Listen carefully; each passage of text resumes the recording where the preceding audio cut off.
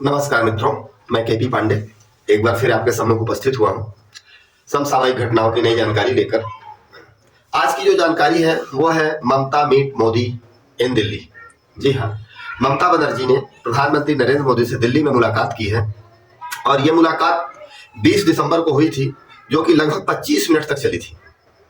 ममता बनर्जी नरेंद्र मोदी से क्यों मिलने गई थी, ये कोई राजनीतिक मुद्दा नहीं है, क्योंकि नरेंद्र मोदी एक भारत के प्रधानमंत्री हैं और ममता बनर्जी आप जानते हैं कि बंगाल के मुख्यमंत्री हैं। तो एक मुख्यमंत्री का प्रधानमंत्री से मिलना कोई राजनीतिक मुद्दा नहीं होता, जरूरतें होती हैं और ये मुलाकात भी जरूरत के लिए ही हुई थी। दरअसल समस्या यह है कि इस समय पश्चिम बंगाल की मुख्यमंत्री ममता बनर्जी बहुत सांसत में है, समस्या में घिरी हुई है। उनका टिटुआ, एक तरीके से कह सकते हैं कि उनका टिटुआ जो है वो केंद्र सरकार के हाथ में है और नरेंद्र मोदी की सरकार उस टिटुए को न तो दबा रही है और न छोड़ रही है। जी हाँ, सच्चाई यही है और इसका कारण यह है कि हर राज्यों में, जितने भी राज्य होते हैं, सभी राज्यों में केंद्र सरकार जो है विकास कार्यों के लिए पैसा भेजती है। तो बंगाल में भी भेजती है, लेकिन केंद्र सरकार जो पैसा भेजती है उसके बदले में राज्य सरकारों से यह मांग करती है कि मेरे द्वारा भेजे गए पैसे का आपने कहां उपयोग किया, उसका वर्क कंप्लीशन सर्टिफिकेट चाहिए। वो ममता बनर्जी नहीं दे पा रही है। नरेंद्र मोदी ने पैसा दिया, अब पैसा कई मदों में दिया जाता है, जिसमें एक तो है आपका महात्मा गांधी मनरेगा जिसको बोलते हैं, पीएम आवास योजना, पीएम ग्रामीण सड़क योजना, नेशनल हेल्थ मिशन। इन सब योजनाओं के लिए केंद्र सरकार, नरेंद्र मोदी की जो सरकार है, वो सभी राज्यों को पैसा भेजती है कि आप अपने राज्य में लोक कल्याण के लिए सब काम करें, पेमेंट सरकार दे रही है। लेकिन होता क्या है कि सरकार जब पैसा देती है तो ये भी मांग करती है कि आप हमें हमारे द्वारा भेजे गए पैसे का आपने कहां उपयोग किया, कितना उपयोग किया, उसका प्रूफ भी दीजिए। अब ममता बनर्जी के यहाँ करप्शन इतना तेजी से फैलता है, भ्रष्टाचार इतना चरम पर है बंगाल में कि केंद्र सरकार जो पैसा भेजती है उसका वो पैसा लगभग भ्रष्टाचार की भेंट चढ़ जाता है।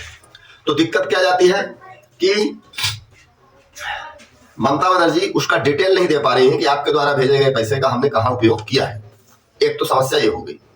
अब दूसरी समस्या ये है कि अगर सरकार एक ऑप्शन भी देती है, सेंट्रल गवर्नमेंट एक ऑप्शन भी देती है कि अगर आप वर्क कंप्लीशन सर्टिफिकेट नहीं दे रहे हो और आप मेरे द्वारा भेजे गए पैसे का आपके यहाँ दुरुपयोग हुआ है, तो उस दुरुपयोग होने पर आपने क्या एक्शन लिया है, यानी एक्शन टेकन रिपोर्ट। अगर आपने मेरे द्वारा भेजे गए पैसे का समुचित सही उपयोग किया है तो वर्क कंप्लीशन सर्टिफिकेट दे दीजिए और नया पेमेंट ले जाइए, नई किस्त ले जाइए। और अगर मेरे द्वारा भेजे गए पैसे का आपने समुचित उपयोग नहीं कर पाए तो फिर एक्शन टेकन रिपोर्ट दीजिए कि जो पैसा हमने भेजा था उसका उपयोग आपने अपने राज्य में उस मद में नहीं किया या पैसा भ्रष्टाचार की भेंट चढ़ गया, तो आपने क्या एक्शन लिया, जो भी भ्रष्टाचारी था उसके खिलाफ आपने क्या एक्शन लिया। अब ममता बनर्जी ये एक्शन टेकन रिपोर्ट यानी एटीआर भी नहीं सबमिट कर पा रही। अब एटीआर सबमिट नहीं कर पा रही है, इसका कारण भी है। कारण यह है कि वो एक्शन ले ही नहीं पा रही है। किसके खिलाफ ले? अगर जितना भी वहां भ्रष्टाचार हो रहा है वो सब भ्रष्टाचार सरकार प्रायोजित हो रहा है, चाहे वो ब्यूरोक्रेसी में हो, चाहे वो नेताओं के द्वारा किया गया हो, चाहे वहां जो अलगाववादी उग्रवादी तबके हैं उनके द्वारा किया गया हो। ये सब मिल बांट के खा लेते हैं, धरातल पर पैसा पहुंचता ही नहीं, जमीन पर विकास कार्यों के लिए पैसा पहुंचता ही नहीं। अब मोदी जी ने क्या किया है कि जो पेमेंट भेजते थे सेंट्रल गवर्नमेंट से बंगाल गवर्नमेंट को, उसको उन्होंने रोक दिया कि जब तक आप मेरे द्वारा भेजे गए पुराने पैसों का हिसाब किताब नहीं देंगे या एक्शन टेकन रिपोर्ट नहीं देंगे, तब तक नया पेमेंट रिलीज नहीं किया जाएगा। उसी पेमेंट को रिलीज कराने के लिए ममता बनर्जी 20 दिसंबर को अपने भतीजे अभिषेक बनर्जी और 8 अपने लोकसभा सांसदों के साथ प्रधानमंत्री मोदी से मुलाकात की। मुलाकात लगभग 25 मिनट चली और 25 मिनट बाद मुलाकात करने के बाद जब वो निकली तो मीडिया ने उनसे पूछा कि आपकी प्रधानमंत्री जी के साथ मुलाकात कैसी रही, तो उन्होंने कहा कि मुलाकात अच्छी रही और प्रधानमंत्री जी ने मेरी बात को ध्यान से सुना। यह तो हो गई मीडिया को बताने की बात, लेकिन सच्चाई इसकी उलट है। उलट इसलिए है कि प्रधानमंत्री मोदी जी के कार्यशैली को अब लगभग सब लोग जानते हैं। ममता बनर्जी जब वहां गई होंगी, उन्होंने नया फंड मांगा होगा तो प्रधानमंत्री जी ने एक ही चीज बोला होगा कि पुराने भेजे गए पैसों का हिसाब किताब क्या है। अगर हिसाब किताब आपके पास नहीं है, पैसा आपने सही जगह नहीं खर्च किया, भ्रष्टाचार की भेंट चढ़ गया आपके राज्य में, तो उस पर आपने क्या एक्शन लिया, यानी एक्शन टेकन रिपोर्ट कहाँ है। और ममता बनर्जी इस पर कोई जवाब नहीं दे पा रही है। अच्छा चलो ठीक है, भ्रष्टाचार हुआ समझ में आता है, लेकिन भ्रष्टाचारियों के खिलाफ ये एक्शन भी नहीं ले पा रही है। एक्शन ना लेने का कारण है क्योंकि भ्रष्टाचार होता है ना, वो 3-4 लोगों से मिलकर होता है, सारे लोग मिलकर खाते हैं। जिसमें कौन होते हैं? एक तो होते हैं भ्रष्टाचारी, दूसरे होते हैं इंसर्जेंसी वाले, ब्यूरोक्रेसी और नेता। अब दिक्कत यह है कि ममता बनर्जी अगर अपने ब्यूरोक्रेसी नौकरशाहों पर कोई एक्शन लेती है तो उनको डर है कि कोई भी नौकरशाह सरकारी गवाह बन जाएगा और फिर वो इनके द्वारा किए गए भ्रष्टाचार के सारे राज खोल देगा, तो उस पर नहीं कर पाती। दूसरा होता है कि नेताओं पर एक्शन लेना, तो नेताओं पर एक्शन भी इसलिए नहीं ले पा रही हैं क्योंकि अगर ये किसी भी नेता पर एक्शन लेती हैं तो इनके वोट बैंक को खिसक जाने का डर है। इनको लगता है कि अगर नेताओं पर हम एक्शन लिए तो हमारा वोट बैंक खिसक जाएगा, इनका कैडर चला जाएगा। तो भैया क्या करें, इसी में वो परेशान है। लेकिन नरेंद्र मोदी ने स्पष्ट शब्दों में कह दिया कि आपके पास 2 ही ऑप्शन है, हमारे द्वारा भेजे गए पैसे का आपने कहाँ उपयोग किया ये हमको रिपोर्ट दीजिए। अगर उस पैसे का उपयोग नहीं हुआ तो आपने उपयोग न करने वालों पर क्या एक्शन लिया इसकी रिपोर्ट दीजिए। अच्छा, ये एक्शन टेकन रिपोर्ट पहले नहीं ली जाती थी, ये नरेंद्र मोदी के आने के बाद ही ये शुरू हुआ है। सबसे बड़ी समस्या होती थी पूर्वोत्तर के राज्यों में, सरकार यहां से पैसा देती थी और पूर्वोत्तर के राज्य अपने हिसाब से मनगढ़ंत वर्क कंप्लीशन सर्टिफिकेट भेज देते थे और नया पेमेंट लेके चले जाते थे। लेकिन नरेंद्र मोदी ने जब अब सत्ता संभाली तो उन्होंने सीधा कर दिया कि वर्क कंप्लीशन सर्टिफिकेट तो चाहिए ही, साथ में फिजिकल वेरिफिकेशन भी चाहिए, वीडियो रिकॉर्डिंग भी चाहिए कि मेरे द्वारा जो भेजा गया पैसा है, जिस काम के लिए भेजा गया है, वो धरती पर दिख भी रहा है या नहीं दिख रहा है। मैं अगर यहां से पैसा भेज रहा हूं सड़क बनाने के लिए और राज्य सरकार उस पैसे का सैलरी में उपयोग कर रही है तो यह गलत है। उसको उन्होंने सीधा मना कर दिया कि अगर मैं सैलरी के लिए पैसा भेज रहा हूं तो सैलरी जाएगी, अगर मैं सड़क बनाने के लिए दिया हूं, जल जीवन मिशन के लिए दिया हूं, अस्पताल के लिए दिया हूं, तो जो पैसा जिस काम के लिए दिया गया है वहीं पर लगना है। तो इससे हुआ क्या कि नॉर्थ ईस्ट की स्थिति बहुत सुधर गई। अब वहां धरती पर काम दिखने लगा और लोग वहां बहुत खुश हैं।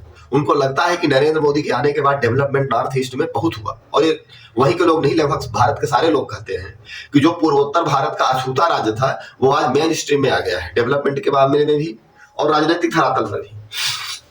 उसका कारण एक है कि यहां से दिल्ली से जो पैसा भेजा जाता है उस पैसे का समुचित उपयोग वहां पर होने लगा। जब उपयोग होने लगा तो डेवलपमेंट दिखने लगा, लोगों को सहूलियतें मिलने लगी, लोगों को जीवन जीने में आसानी होने लगी। और यही सबसे बड़ा कारण है नॉर्थ ईस्ट में बीजेपी के प्रभाव का, प्रसार का, प्रचार का। अच्छा, यहां एक बात और समझने वाली बात है कि बंगाल में जो पैसा भेजा गया उसको चेक करने के लिए 155 बार सेंट्रल गवर्नमेंट के संस्थाएं या कमेटियां गई चेक करने के लिए, लेकिन उन्होंने जो चेक किया और उस पर जो रिपोर्ट दी, उस रिपोर्ट पर बंगाल गवर्नमेंट ने कोई एक्शन नहीं लिया। तो सीधा सीधा समझ लीजिए कि ममता बनर्जी नरेंद्र मोदी से मिली जरूर है और वो मिली इसलिए है कि हमको फंड चाहिए अपने राज्य के विकास के लिए, लेकिन नरेंद्र मोदी जी ने बिल्कुल मना कर दिया होगा कि फंड तो आपको तभी मिलेगा जब आप उस फंड का समुचित सही जगह उपयोग करेंगे। अब दूसरा पहलू इसका यह है कि ममता बनर्जी इस मुद्दे को लोकसभा चुनाव में भुनाना चाहती हैं। वो ये कहना चाहती हैं कि राज्य सरकार का जो पैसा है वो सेंट्रल गवर्नमेंट, केंद्र सरकार जबरदस्ती रोक के बैठी है और नहीं दे रही है। एक तरीके से ये समझ लीजिए कि केंद्र और राज्य के संबंधों पर वो तिकड़म करना चाहती हैं, एक नया बखेड़ा खड़ा करके लोगों के अंदर ये डालना चाहती हैं कि चूंकि बीजेपी की सरकार वहां है तो अपने विपक्षी राज्यों को पैसा नहीं देती। लेकिन नरेंद्र मोदी को शायद जो जानते हैं वो तो जानते हैं और जो नहीं जानते हैं उनको भी अब तक जान लेना चाहिए कि वो आदमी एक्शन मैन है, उसका काम बोलता है और उसका काम धरातल पर दिखता भी है। उन्होंने तो कई बार स्वयं कह दिया कि जिस कार्य का भूमि पूजन मैं करता हूं उसका उद्घाटन भी मैं ही करता हूं। यानी धरातल पर उनका काम दिखता है, तीव्र गति से दिखता है और लोग खुश भी हैं उनके काम से। तो आज आपको ममता बनर्जी नरेंद्र मोदी से क्यों मिली, इस पर हमने एक छोटा सा प्रकाश डाला। हालांकि ममता बनर्जी के हाथ में कुछ आना नहीं है। अच्छा, यहाँ एक चीज और बता दें कि ममता बनर्जी नरेंद्र मोदी से जब मिलने गई तो उनके साथ उनके भतीजे अभिषेक बनर्जी भी थे और उनके 8 लोकसभा के जो संसद सदस्य हैं वो भी गए थे, लेकिन उन सदस्यों में कल्याण बनर्जी नहीं गए थे। कल्याण बनर्जी कौन है आप जानते होंगे, जो अभी उपराष्ट्रपति जी का मिमिक्री करके बहुत अपना प्रचार प्रसार कर लिए, लोकप्रिय हो गए हैं मीडिया में, तो वो नहीं गए, उनको नहीं ले गई ममता बनर्जी। क्यों नहीं ले गई, उसका स्पष्ट संदेश है कि उनको ले जाने से मोदी जो कुछ बनने वाला था वो बिगड़ जाते हैं, क्योंकि ममता बनर्जी भी ये जानती है कि कल्याण बनर्जी जो किया वो बहुत गलत किया, अक्षम्य अपराध किया। अब चूंकि उनकी पार्टी के सांसद हैं इसलिए उन पर कोई एक्शन नहीं ले पाती, और एक्शन ना लेना ममता बनर्जी की सबसे बड़ी मजबूरी है। तो नमस्कार, जय हिंद, वंदे मातरम। फिर मिलेंगे, जरूर मिलेंगे।